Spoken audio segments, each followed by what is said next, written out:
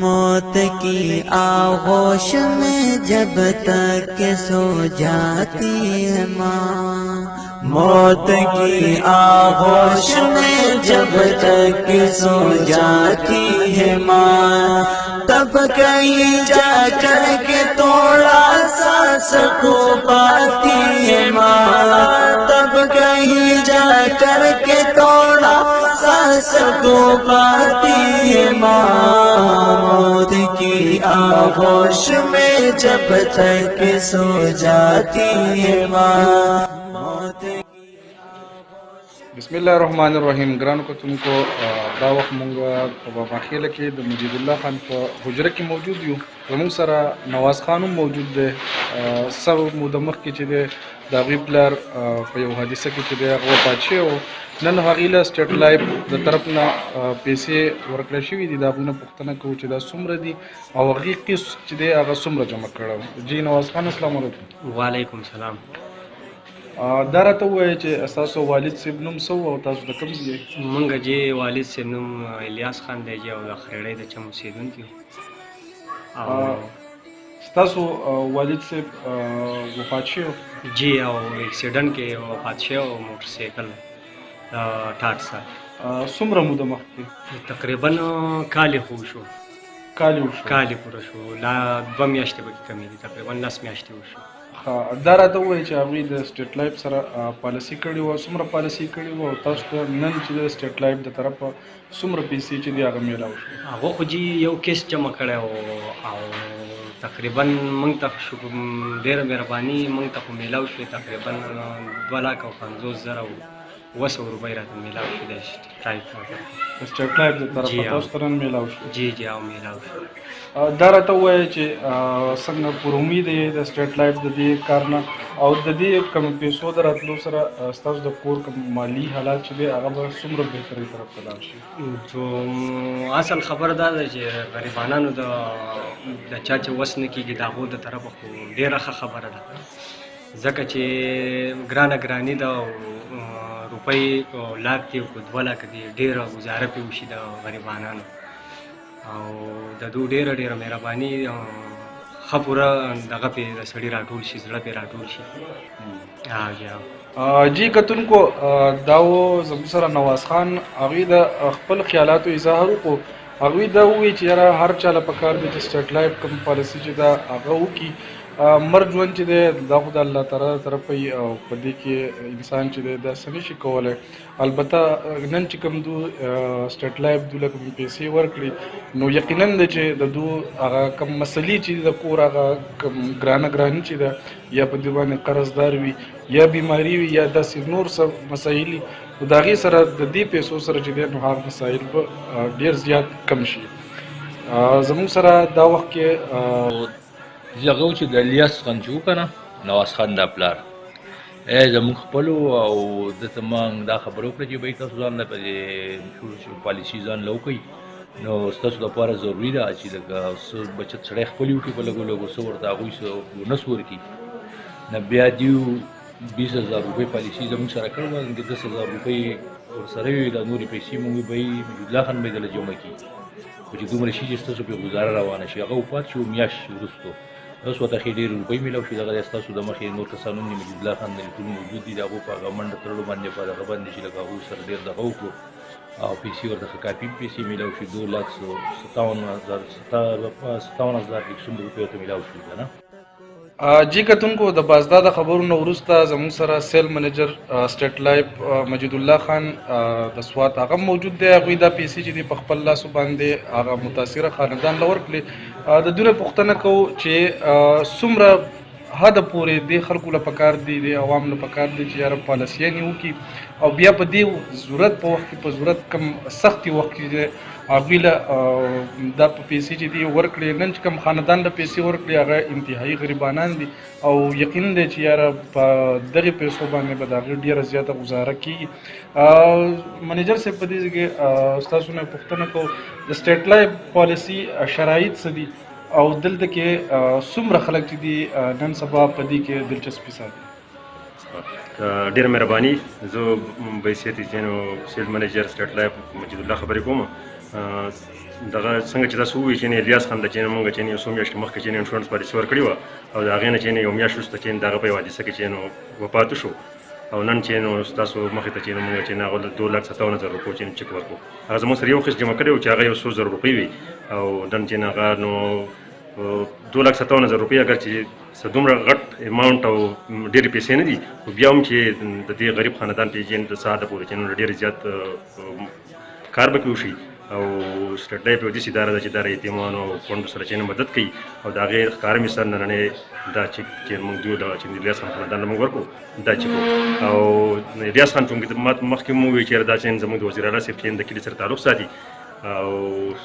موږ خو وایو چې د سټیټ لایف پیسې د سیل منیجر ما چې کوم نن چې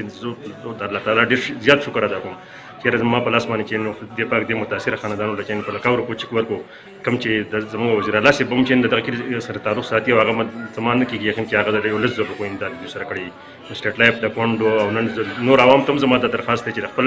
آمدن په حساب باندې چې انشورنس پالیسي وکړي چې سبا کو چې دوی چې ژوندي د دوی په کار باندې به راشي یا د بچو په کار باندې راشي او خو دا مکه چې نار سړی چې مرګ لري نو څوک چې نه وي نو د هغه پسمانده ګڼ ته پیسې مې راشي جی دا وضاحت وکړئ په سوات کې نن سبا ستاسو سره څومره پالیسیانې چې دي هغه خلکو کړي دي نو زموږ سره خو چې په لکونو چې پالیسۍ دي او خو بیا هم د هغې چې پرسنټیج چې ډېر زیات کم دی نو بیا هم چې هر چا ته خپل حیثیت مناسب چې د انشورنس ضرورت دی ځکه چې انشورنس دا یو تحفظ دی دا یو بچت دی او دا یو انویسټمنټ دی د دې نه علاوه د الیاس خان د کورنۍ نه علاوه تاسو نور داسې چکونه ورکړي دي چې هغې په اکسیډنټ کې یا دغه شانتې نور قدرتي افات یا نور نیچرلی ډیت چې دی هغه وشي په هغې کې څنګه ریلیف نو زمونږ چې اداره چې هغه د پروټیکټر کوم چې سفري انشورنس وي په هغې کې چې موږ ډېر زیات چکونه په ریمټ تحصیل کې ورکړي دي او په هغه کې چې د دې زموږ سره چې د ادریس خان چې د والد صاحب چې په سعودي عرب کې وفات شوی و هغو ته چې موږ 14 لک روپیو چې ډیت کلیم ورکړی دی نور ډېر زیات چې لکه موږ په میاشتو کې چې دلته کې چې خامخا 2 3 4 5 چې ډیت کلیمونه چې ورکوو او میچیورټي زموږ چې د سټیټ لایف هم نن سبا چې پایپ ټایم میلاویږي لکه 15 چنده چې څوک چې زموږ سره 7 لک روپیو زموږ سره یو پالیسي چې هغه میچور شوه نو هغه تقریبا چې 34-35 لک روپیو چې هغه چک چې موږ هغه ته میچورټي چک ورکړو مطلب دا دی چې سټیټ لایف کوم بینک چې دی هغه د غریبانو بینک دی او هغه وخت کې سړي سره مدد کوي کم وخت کې چې په غریب باندې سخت دی بالکل جی او بلکې زه خو دا وایم چې زموږ چې ګورنمنټ چې حکومت چې کوم دی نو هغه هم د سټیټ لایف نه بغیر چې یو چې منصوبه نشي ترسره کولی هغې ښکاره مثال چې د هیلث کارت هیلث انصاف کارت دی چې هغه هم د سټیټ لایف په تعاون باندې چې حکومت سره ترسره کوي نو سټیټ لایف یو مضبوطه اداره ده مستحکمه اداره ده او د خلکو د خیر ښېګړې اداره ده جی کتونکو زموږ سره علي اکبر ایریا منیجر سوات بونیر ډسټرکټ چې هغه هم ولاړ دی نن په بماخیله په خاوره باندې د خریړۍ هغې متاثره خالدان له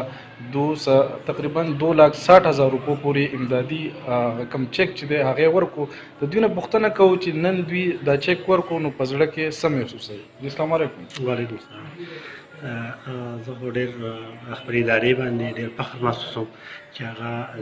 یو وړوکي رقم جمع کېدو نه پس دونه لوی اماونټ ورکوي دې کس چې کوم وفات شوی دی د 10,000 روپۍ جمع کړې یا د 10,000 روپیو بدل کې سټیټ لایف 2,60,000 څنګه چې تاسو وي دا چک موږ ورکړو څنګه تاسو ولیدو او دا نه چې دا ورکوي څونه چې د چا پالیسي ده څونه اماونټ دی د دې نه غټ غټ کلیمونه هم ورکړي لوی لوی اماونټونه هم ورکوو ډبل هم ورکوو چې د چا څنګه اکسیډنټل ډیت والا خبرې یا نیچرل ډیت باندې موږ څنګه سم انشورر ورکوو په اکسیډنټل باندې ډبل انشورر کلیم ورکوو زه ډېر فخر په خپلې ادارې باندې محسوسوم جی منیجر صاحب دا راته هم واضحه کوي چې زموږ غریبو خلکو له څه پکار دي زموږ غریب خلک چې دي نو هغوی زیات تر توجه دې طرف ته نه ورکوي خاص کر نن چې مونږ کوم الیاس د هغوی کلمه ولیده د هغوی خاندان ولیدو انتهایي غریب دي کوم تاسو چې ورته پیسې ورکړي پوره د هغوی هغه کوم د کور هغه بوج چې دی هغه پې کمیدی شي نو تاسو سب پیغام به دې خلکو له ورکوئ هغې خلکو له به ورکوئ کوم چې د دې ستاسو د دې اواز نه دي خبر زما هر وګړي ته د سیمې وګړي ته د ملک وګړي هر یو ته دا خواست دی او دا پیغام ورکوم دا عرض ورته کوم چې هر سړی خپل ځان له خپل حیثیت مطابق پالیسي والي چې د هغه په داسې وخت کې په کار راشي د خدا نه خواسته نه بوډاپه پې راشي که بېروزګاري پې راشي او که د زوی لوروالی یا میډیکل کالج یونیورسټیانو ته ځي چې په هغه وخت کې په کار راشي یا کور جوړوي چې په هغه وختونو کې په کار راشي. منیجر صاحب د غریبانو خلکو نه علاوه خو به مالداره خلکو هم ستاسو سره پالیسیانې کړي نو په څومره تعداد باندې به کړي او تقریبا سټیټ لایف څومره وسیع اداره ده چې هغې مطلب دی چې دوی په 10,000 د 4 میاشتې مخکې دوی 10,000 روپۍ جمع کړې وې نن هغوی چې دی نو 2,60,000 روپۍ واغستې نو دا آمدن چې دی د سټیټ لایف د کم ځای نه راځي او لکه تاسو بیا دوی له دا څنګه واخلئ؟ سټیټ لایف څنګه چې د نوم نه واضح چې د ګورنمنټ ارګنایزیشن دی او دا د ادارې د سټیبلیټي د دې نه پته لګي 425 ارب روپۍ لایف فنډ دی زموږ د 2017 د اینویل رپورټ مطابق ټیک ده. د 18 لاکونو ته نه دی میلاو چې کله راشي بیا به لږ نور هم سوا شي او پی ګنټه به حساب باندې ورکینګ هاور چې ورته موږ وایو لکه ورځې 8 غنټې ډیوټي موږ 39,62,992 روپۍ موږ پی ګنټه باندې کلیم ورکوو او د 425 ارب روپۍ زموږ لایف فنډ دی او د سټیټ لایف د کاروبار نو اخو د سټیټ لایف د ټولو نه لوی دغه چې زموږ د ریل اسټیټ دی چې هغې نه زموږ ته ډېر لوی آمدن راځي لکه کمرشل بلډینګ دي فلیټس دي هغه اخلو خرڅو فلیټ په بلډینګ په کرایه باندې دي د هغې نه دی بیا داسې نور مختلف ځایونو کې زموږ انویسټمنټ دي چې د هغې نه د آمدن راځي 97% مونږ چې د چا پیسې دي مونږ چې ورته پالیسي هولډر وایو په خپله ژبه کې هغو له ورکوو او 2% کې اداره دي.